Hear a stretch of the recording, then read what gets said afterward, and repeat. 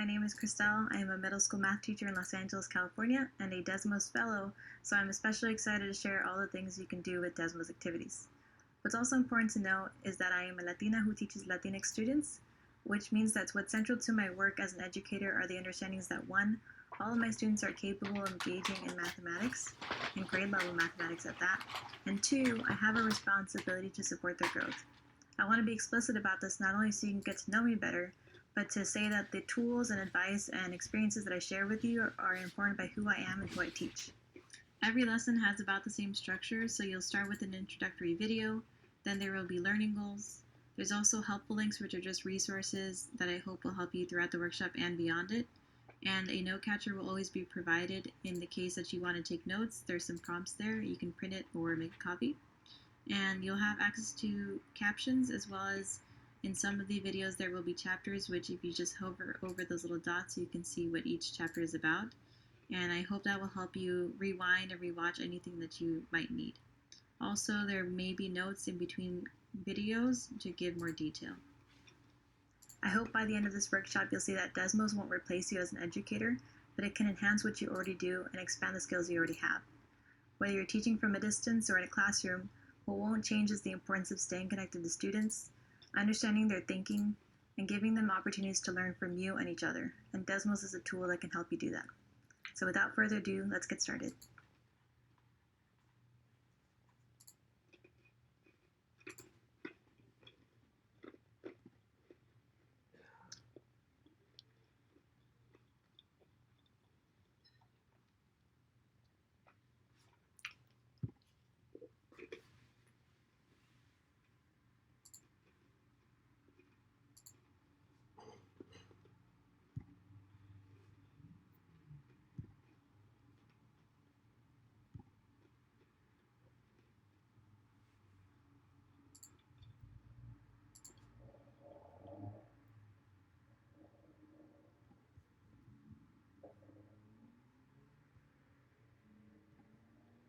Before we watch Desmos in action, I want you to consider those things that you normally would before you're going to incorporate something into your classroom.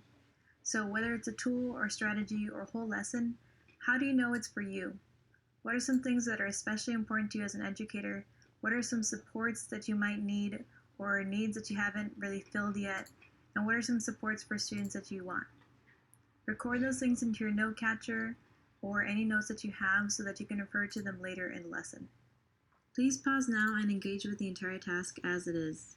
Once you're done with each problem, go through and start thinking about how you would facilitate a lesson using this task. And please be sure not to modify the task, as you'll see that we're going to use this task again. I'd also like you to consider what math tools would be ideal for you as a student and what instructional tools would be ideal for you as an educator using this task.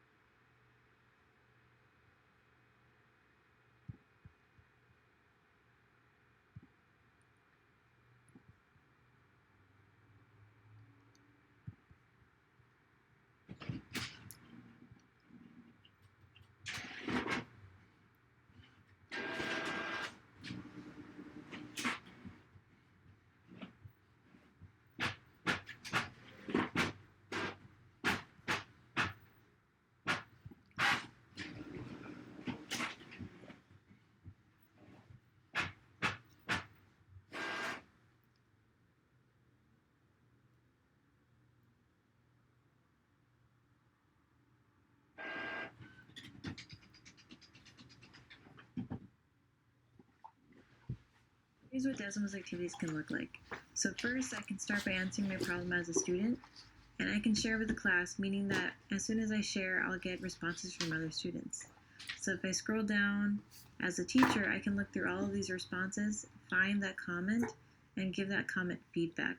As a teacher, I might say, what were the lengths of those sides? And as a student, I would receive that message and be able to go back and modify my response.